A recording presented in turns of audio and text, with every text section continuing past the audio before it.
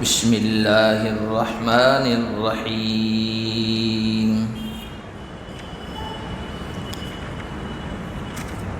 وهو الذي خلق السماوات والأرض في 6 أيام وكان عرشه على الماء ليبلوكم أيكم أحسن عملا ولئن قلت إنكم مبعوثون من بعد الموت ليقولن الذين كفروا إن هذا إلا سحر مبين۔ آج کے درس کا آغاز ہم اللہ کے فضل و کرم سے سورہ ہود کی آیت نمبر 7 سے کر رہے ہیں۔ اللہ تعالیٰ نے ارشاد فرمایا، اللہ کی ذات وہ ہے جس نے آسمانوں اور زمین کو 6 دنوں میں پیدا فرمایا۔ وَكَانَ عَرْشُهُ عَلَى الْمَاءِ، اور اس کا عرش پانی پر تھا۔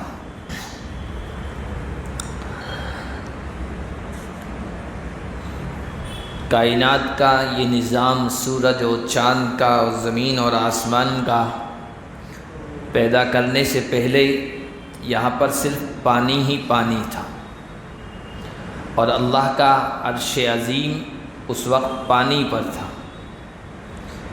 پھر اللہ نے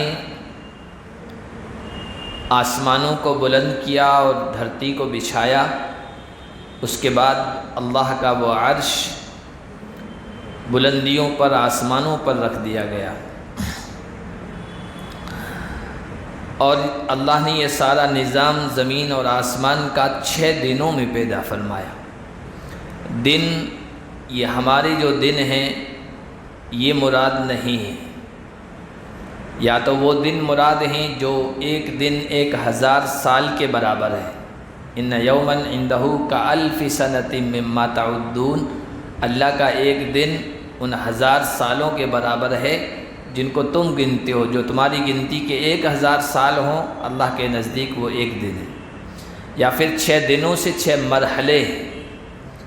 ایک مرحلے میں اللہ نے آسمان کی مخلوقات کو پیدا فرمایا، ایک مرحلے میں زمین اور زمین کی چیزوں کو پیدا فرمایا، مختلف مخلوقات کو مختلف مرحلوں میں پیدا فرمایا۔ اب سوال یہ پیدا ہوتا ہے کہ 6 دن یا 6 مرحلوں کی کیا ضرورت تھی اللہ کو؟ اللہ تو ایسی قدرت و طاقت والے ہیں کہ کن کہہ دیتے ساری چیزیں وجود میں آ جاتی۔ اتنا لمبا عرصہ، اتنا پیریڈ اور ٹائم لگانے کی کیا ضرورت تھی؟ تو علماء کرام نے عجیب بات لکھی ہے، اصل میں اللہ تعالیٰ کی تو قدرت تھی، کن کہہ دیتے ساری چیزیں وجود میں آ جاتی، لیکن مخلوق کو یہ سبق دینا تھا، یہ درس دینا تھا کہ کوئی بھی کام کرو، کوئی بھی چیز انجام دو، سنجیدگی کے ساتھ، وقار کے ساتھ، ٹھہراؤ کے ساتھ، عجلت اور جلد بازی سے نہ ہو، اس لیے کہ التؤدۃ من الرحمن والعجلۃ من الشیطان، سنجیدگی، آرام سے کسی کام کو انجام دینا یہ رحمان کی طرف سے ہے، اور جلد بازی شیطان کی طرف سے ہوتی ہے اور وہ کام کو بگاڑ دیتی ہے۔ وَكَانَ عَرْشُهُ عَلَى الْمَاءِ، اور اس کا تخت پانی پر تھا۔ پانی پر کہہ کر اس طرف اشارہ کیا ہے کہ پانی انسانوں اور جانداروں کی زندگی میں ایک بنیادی چیز ہے، اور جتنی بھی جاندار چیزیں ہیں ان کی بنیاد کہیے، ان کا مدار کہیے، وہ پانی پر ہے۔ وَخَلَقْنَا مِنَ الْمَاءِ كُلَّ شَيْءٍ حَيٍّ، ہر زندہ چیز کو ہم نے پانی سے پیدا کیا ہے۔ جانداروں کی زندگی کی بنیادی چیز پانی ہے، پانی نہ ہو تو جاندار مر جائیں، ختم ہو جائیں۔ تو اللہ تعالیٰ نے اس طرف اشارہ کرنے کے لیے اس بات کا ذکر کیا ہے، جہاں پانی ہوگا وہاں زندگی ہوگی۔ اب دیکھیے اس دھرتی پر اللہ تعالیٰ نے پانی پیدا فرمایا ہے، تو جاندار جی رہے ہیں، زندگی بسر کر رہے ہیں۔ دھرتی ہی کی طرح سائنسداں کہتے ہیں چاند ہے، چاند ہمیں دور سے اتنا خوبصورت نظر آ رہا ہے، چمکتا ہوا نظر آ رہا ہے، اسی وجہ سے ہم تشبیہ دیتے ہیں چاند سا چہرہ خوبصورت، لیکن سائنسداں کہتے ہیں چاند کی اصل حقیقت زمین ہی کی طرح ہے، بالکل زمین کی طرح ہے یہ۔ ہاں زمین میں اللہ تعالیٰ نے پانی رکھا ہے، وہاں پانی نہیں ہے۔ اب جو لوگ چاند پر پہنچ رہے ہیں یا پہنچنے کی کوشش کر رہے ہیں، وہ ان کے لیے وہاں سب سے بڑا مسئلہ پانی کا ہے، پانی نہیں ہے وہاں۔ اب یہاں سے وہاں پانی لے جانے کی کوشش کریں تو اس کے لیے ایک انسان کے لیے پانی کی لاگت اتنی آئے گی جتنی ایک بڑے شہر کا خرچہ ہوتا ہے، بڑا مشکل معاملہ یہ۔ تو پانی اتنی اہم چیز ہے، اس کی طرف اللہ تعالیٰ نے اشارہ فرمایا ہے، لِيَبْلُوَكُمْ أَيُّكُمْ أَحْسَنُ عَمَلًا۔ اب اللہ نے یہ دھرتی، آسمان، کائنات کا یہ نظام، سورج کا یہ سسٹم، چاند کا یہ نظام، یہ پورا کائنات کا نظام جو چل رہا ہے، یہ کیوں پیدا کیا ہے، کس لیے پیدا کیا ہے؟ تو اللہ تعالیٰ نے فرمایا یہ انسانوں کے لیے اللہ تعالیٰ نے پیدا فرمایا ہے، اور ایک مقصد کے تحت پیدا فرمایا ہے۔ مقصد کیا ہے؟ لِيَبْلُوَكُمْ أَيُّكُمْ أَحْسَنُ عَمَلًا۔ اس کو اللہ تعالیٰ نے قرآن میں مختلف جگہوں پر مختلف انداز سے بیان فرمایا ہے۔ اللہ نے یہ سارا کائنات کا نظام اس لیے بنایا تاکہ وہ تمہیں آزمائے۔ انسان کو اللہ تعالیٰ نے مکلف بنایا ہے، ذمہ داری دی ہے، شریعت کے احکام کا ذمہ دار بنایا ہے، اس کو اپنا خلیفہ بنایا ہے، انی جاعل فی الارض خلیفہ، اور اس کے ذمے کچھ ذمہ داریاں سونپی ہیں، کچھ کام اس کے حوالے کیے ہیں، اور اس لیے کیے ہیں تاکہ آزمائے۔ یعنی ہر انسان اس دنیا میں آزمائش میں ہے، امتحان حال میں بیٹھا ہے، اس کا امتحان ہو رہا ہے۔ لِيَبْلُوَكُمْ، سورۃ الکہف میں بھی اللہ نے یہ فرمایا اِنَّا جَعَلْنَا مَعَ الْأَرْضِ زِینَةً لَهَا لِنَبْلُوَهُمْ أَيُّهُمْ أَحْسَنُ عَمَلًا۔ اس دنیا اور دنیا، اس دھرتی پر جو کچھ چیزیں ہیں اس کو ہم نے زینت بنایا ہے، خوبصورت بنایا ہے، دلکش بنایا ہے۔ کیوں؟ تاکہ ہم انسانوں کو آزمائیں، ان کا امتحان لیں کہ ان میں کون اچھا عمل کرتا ہے۔ 29واں پارہ شروع ہوتا ہے، وہاں بھی اللہ تعالیٰ نے یہ فرمایا الذی خلق الموت والحیات لیبلوکم ایکم احسن عملا۔ وہ اللہ جس نے زندگی و موت کو بنایا، کیوں بنایا؟ تاکہ وہ تمہیں آزمائے تم میں کون اچھا عمل کرنے والا ہے۔ اب یہاں غور کرنے کی چیز یہ ہے، یہاں بھی اللہ نے یہ بیان فرمایا ایکم احسن عملا، تم میں کون اچھا عمل کرنے والا ہے۔ یہ نہیں کہا اکثر عملا، کون زیادہ عمل کرنے والا ہے، یہ نہیں کہا۔ نمازوں کی کثرت، روزوں کی کثرت، حج کی کثرت، عبادات، نیکیاں، دوسری ان چیزوں کی کثرت، یعنی کوانٹٹی نہیں ہے، کوالٹی اللہ کو مقصود ہے۔ قرآن میں ہر جگہ یہی کہا احسن عملا، اس میں حسن ہونا چاہیے، خوبصورتی ہونا چاہیے، عمل میں، نیکی میں، عبادت میں، اطاعت میں کوالٹی ہونا چاہیے۔ ان اللہ کتب الاحسان علی کل شیء، نبی علیہ الصلوۃ والسلام کا فرمان ہے اللہ تعالیٰ نے ہر چیز میں احسان کو لاگو کیا ہے، فرض کیا ہے، ہر چیز کو اچھے طریقے سے کرو، حسن عمل مقصود ہے۔ اور ایک دوسرے فرمان میں اللہ کے نبی صلی اللہ علیہ وسلم نے ارشاد فرمایا کہ حسن عمل کیسے پیدا ہوگا، کسی کام میں خوبصورتی، اچھائی کیسے پیدا ہوگی؟ فرمایا ان تعبد اللہ کأنک تراہ فإن لم تکن تراہ فإنہ یراک۔ ہر کام، ہر عبادت، ہر نیکی، ہر اطاعت اس طریقے سے انجام دو گویا تم اللہ کو دیکھ رہے ہو۔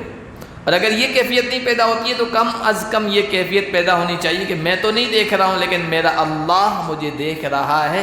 اس جذبے کے ساتھ جب کوئی کام کریں گے نا تو اس کام میں، اس عمل میں حسن اور خوبصورتی پیدا ہوگی۔ تو فرمایا اللہ نے یہ اس لیے پیدا کیا کہ تو وہ جانچے پرکھے تم میں کون اچھا عمل کرنے والا ہے۔ وَلَئِن قُلْتَ إِنَّكُمْ مَبْعُوثُونَ،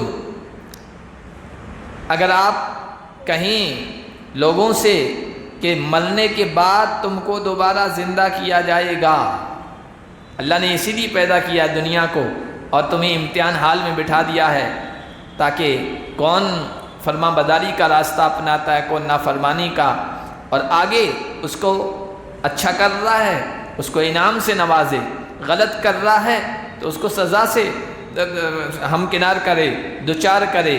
تو جب یہ آپ کہیں گے ان سے تو کافر لوگ کہیں گے ان ھذا الا سحر مبین، یہ تو کھلا ہوا جادو ہے۔ اللہ کے نبی صلی اللہ علیہ وسلم کا اور قرآن کا جو انداز تھا اور قرآن کی جو باتیں تھیں وہ ایسی ہوتی تھی کہ دلوں پہ اثر کرتی تھی، لوگوں کی زندگیوں کو بدل کے رکھ دیتی تھی، انقلاب پیدا کر دیتی تھی۔ جادو سے انسان یہی کرتے ہیں، لوگوں پر جادو کرتے ہیں، اس کی حالت کو بدل دیتے ہیں۔ تو قرآن کی تاثیر کو اور اللہ کے نبی صلی اللہ علیہ وسلم کے بیان کی تاثیر کو، اثر کو کہتے تھے یہ تو کھلا ہوا جادو ہے۔ مرنے کے بعد کس نے زندگی دیکھی ہے؟ کون آج تک اتنے سارے مر رہے ہیں؟ جب سے انسان پیدا ہوئے ہیں آج تک کسی کو زندہ ہوتے ہوئے ہم نے تو نہیں دیکھا، آگے یہ سارے انسان کیسے زندہ ہوں گے؟ یہ بات سمجھ میں آنے والی نہیں ہے۔ لیکن قرآن اس انداز سے بیان کرتا ہے، محمد اس انداز سے بیان کرتے ہیں، لوگ متاثر ہو جاتے ہیں، وہ مان لیتے ہیں اس بات کو، یہ تو کھلا ہوا جادو ہے کہتے تھے۔ وَلَئِنْ أَخَّرْنَا عَنْهُمُ الْعَذَابَ إِلَىٰ أُمَّةٍ مَّعْدُودَةٍ، اور اگر ہم ان سے عذاب کو ٹال دیں، مؤخر کر دیں، عذاب میں دیر کر دیں ایک متعینہ مدت وقت کے لیے، تو لَيَقُولُنَّ مَا يَحْبِسُ، تو یہ کہیں گے کیا چیز عذاب کو روک رہی ہے؟ تمہارا اللہ کہاں ہے؟ اس کی قدرت کہاں ہے؟ اس کی طاقت کہاں ہے؟ عذاب کیوں نہیں آ جاتا؟ تم فرما بردار ہو، تمہارے لیے مدد کیوں نہیں آتی؟ اس زمانے میں بھی یہ کہا کرتے تھے، آج بھی کفر والے اور قرآن کا انکار کرنے والے اور اسلام کا انکار اور مخالفت کرنے والے آج بھی یہی کہتے ہیں۔ مسلمانوں پر حالات آ رہے ہیں، آج فلسطین کے حالات آتے ہیں، آپ دیکھیے لوگوں کے آج بھی یہی کمنٹس ہیں، یہی تبصرے ہیں، عذاب کیوں نہیں آتا ہے؟ مدد کیوں نہیں آتی اگر اللہ کی طاقت موجود نہ ہو؟ لیکن اللہ عذاب اور اپنی پکڑ کو اس لیے تاخیر سے کرتے ہیں، مہلت دیتے ہیں بندوں کو، تاکہ بندے سنبھل جائیں، تاکہ بندے صحیح راستے پہ آ جائیں۔ الا یوم یاتیہم لیس مصروفا عنہم، سنو ان سے کہہ دیجئے اللہ کا فضل ہے، کرم ہے، اس کی مہربانی ہے کہ وہ مہلت دے رہا ہے، ڈھیل دے رہا ہے، بندے سنبھل جائیں، پکڑ تو آنی ہے۔ جس دن وہ آ جائے گی پکڑ تو لیس مصروفا عنہم، ان سے پھیری نہیں جائے گی، پھر کوئی طاقت، کوئی قوت، کوئی اقتدار، کوئی حکومت، کوئی ٹیکنالوجی، دنیا کی کوئی چیز بھی اللہ کی پکڑ کو ٹال نہیں سکتی ہے، روک نہیں سکتی ہے۔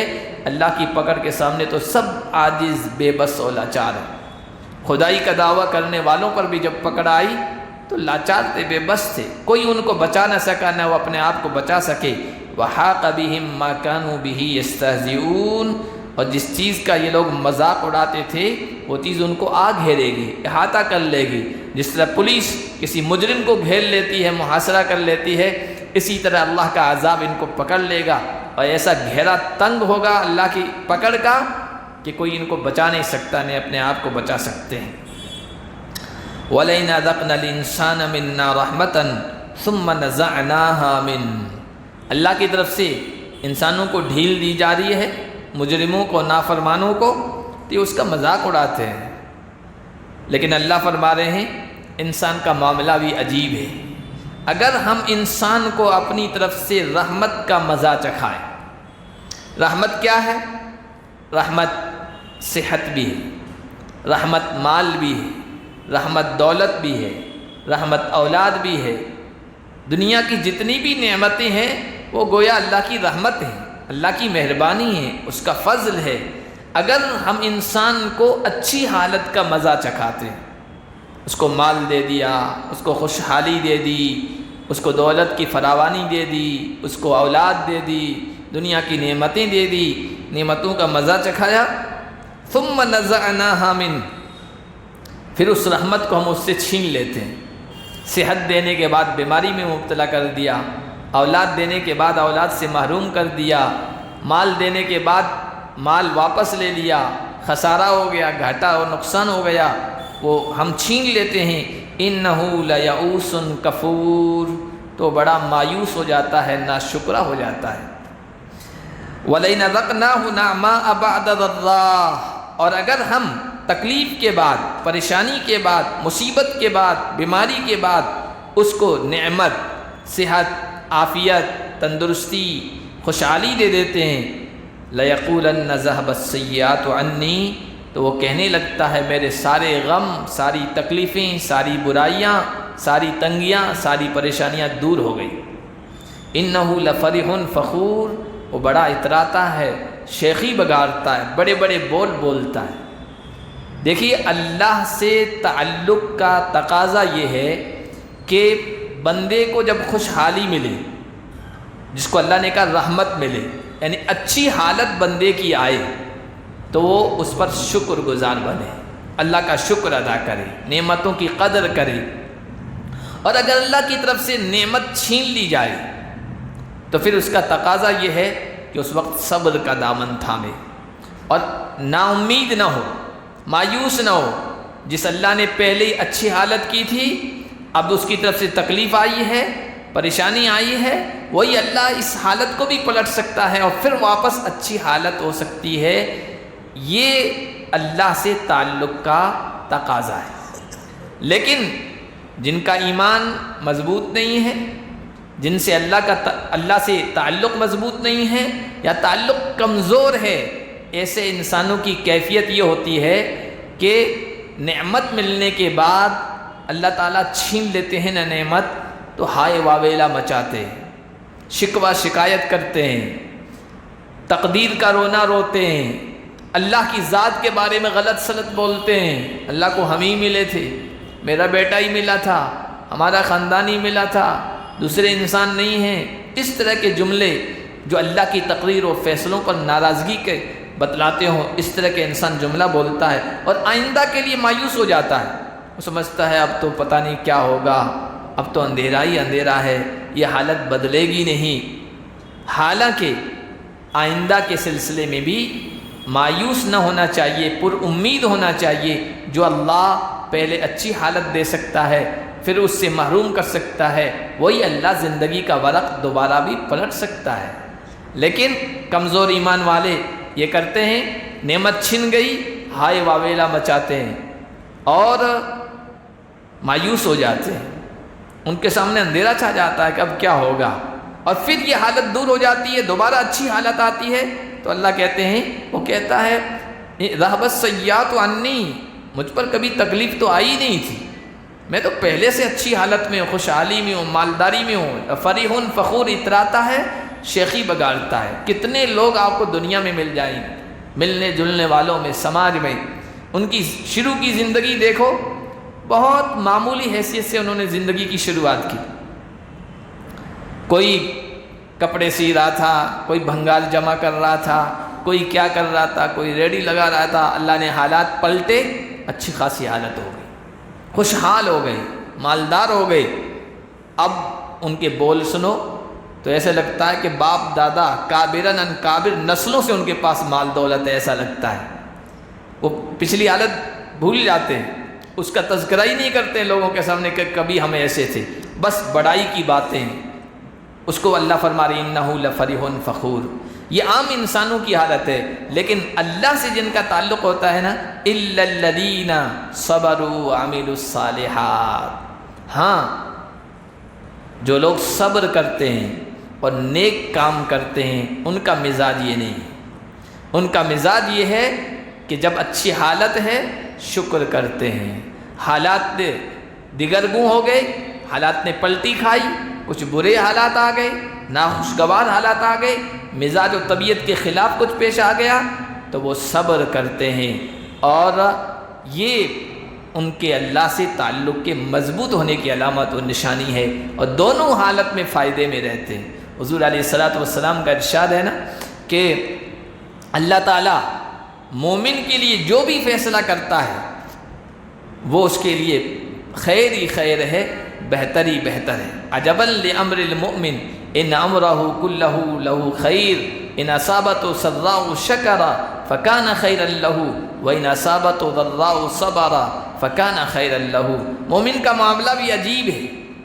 ہمارے استاد فرمایا کرتے تھے، ترجمہ کرتے تھے کہ مومن کے دونوں ہاتھ میں لڈو ہے، مومن کے دونوں ہاتھ میں لڈو ہے۔ اگر اچھی حالت پیش آتی ہے اللہ کا شکر ادا کرتا ہے، میں کچھ بھی نہیں تھا، میرے ہاتھ میں کچھ بھی نہیں ہے، میرے اللہ نے مجھے اچھی حالت میں رکھا، اللہ کا شکر ادا کرتا ہے، یہ بھی اس کے لیے خیر کا سبب ہے، کیونکہ اللہ نے کہا ہے کہ میں نے شکر گزاروں کے لیے جنت تیار کر رکھی ہے۔ اور اگر حالات نامناسب آتے ہیں، ناخوشگوار حالات کا سامنا کرتا ہے، تب بھی وہ ہائے واویلا نہیں مچاتا ہے، اللہ کے فیصلوں پر ناراضگی کا اظہار نہیں کرتا ہے۔ وہ کہتا ہے میرے رب کو یہی منظور ہے، دعا تو یہ کرتا ہوں اللہ اس حالت کو بدل دے، اللہ مصیبت کو دور کر دے، بیماری کو دور کر دے، تنگی کو دور کر دے، لیکن میرا اللہ اگر اسی میں مجھے رکھ رہا ہے، میں اس کے فیصلوں پر راضی ہوں، وہ صبر کرتا ہے، فَكَانَ خَيْرًا لَهُ، اس کے لیے اس میں بھی خیر ہے، کیونکہ اللہ نے یہ بھی کہا ہے جنت صابرین کے لیے میں نے تیار کر رکھی ہے۔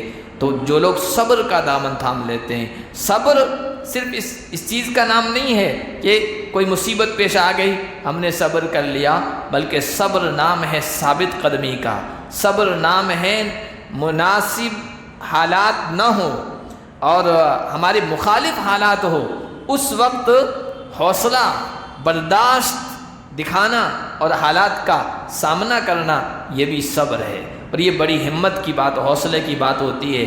تو جو صبر کرتے ہیں اور نیک اعمال کرتے ہیں، شکر کا اور صبر کا راستہ اپناتے ہیں، وہ لوگ ان لوگوں میں نہیں ہیں جن کے بارے میں کہا گیا اچھی حالت آتی ہے تو تکبر میں مبتلا ہو جاتے ہیں، غرور میں مبتلا ہو جاتے ہیں، اور بری حالت آتی ہے تو بالکل مایوس ہو جاتے ہیں کہ اب کیا ہوگا، یہاں تک کہ وہ خودکشیاں تک کر لیتے ہیں۔ حالات سے مایوس ہو کر مومن کا یہ کام نہیں ہوتا ہے۔ مومن کا کام اچھی حالت میں شکر اور نامناسب حالات ہوں تو وہ صبر کے اختیار کرتا ہے۔ اللہ نے فرمایا اولئک لہم مغفرۃ واجر کبیر، ان لوگوں کے لیے مغفرت ہے، بخشش، اگر کوتاہیاں ہو گئی ہم معاف کر دیں گے، اور بڑا اجر ہم نے تیار کر رکھا ہے۔ بڑی ذات جس کو بڑا کہے وہ کتنا بڑا انعام ہوگا ہم تصور بھی نہیں کر سکتے۔ وہ جب جنت میں پہنچیں گے اور وہاں انعام ملے گا نا، تب پتہ چلے گا ان کے لیے کیا انعام ہے۔ حضور نے فرمایا ما لا عین رأت ولا اذن سمعت ولا خطر علی قلب بشر، اللہ نے ایسے انعام تیار کر رکھے ہیں جو کسی کان نے آج تک سنے نہیں، جو کسی آنکھ نے آج تک دیکھے نہیں ہیں، اور نہ کسی کے حاشیے خیال میں آیا کہ وہ کیسے ہو سکتے ہیں، سوچ میں بھی نہیں آ سکتے ہیں۔ وہ جب وہاں پہنچیں گے تو وہ اللہ کی طرف سے ملے گا۔ فَلَعَلَّكَ تَارِكٌ بَعْضَ مَا يُوحَىٰ إِلَيْكَ وَضَائِقٌ بِهِ صَدْرُكَ أَن يَقُولُوا، تو شاید آپ چھوڑ دیں ان بعض چیزوں کو جو آپ کی طرف وحی کی جاتی ہے، اور اس سے آپ کا سینہ تنگ ہوتا ہے کہ کافر لوگ کہتے ہیں اس نبی پر خزانہ کیوں نہیں اتارا گیا، یا اس کے ساتھ کوئی فرشتہ کیوں نہیں آیا۔ اللہ کے نبی صلی اللہ علیہ وسلم کا سب سے بڑا جو پیغام تھا وہ توحید کا پیغام تھا۔ توحید کا مطلب لا الہ کی تلوار چلاؤ، لا کی کچھ نہیں، یہ بت، یہ مورتیاں، یہ دیوی، یہ دیوتا، یہ اللہ کے علاوہ ان کے ہاتھ میں کچھ بھی نہیں ہے، الا اللہ، بس اللہ ہی کے ہاتھ میں ہے سب کچھ۔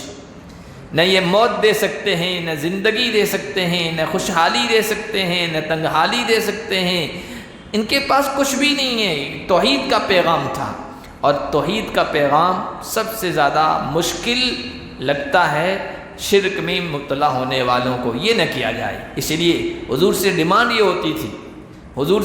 ہوتی تھی کہ آپ اپنا کام کریں لیکن ہمارے معبودوں کو برا بھلا نہ کہیں۔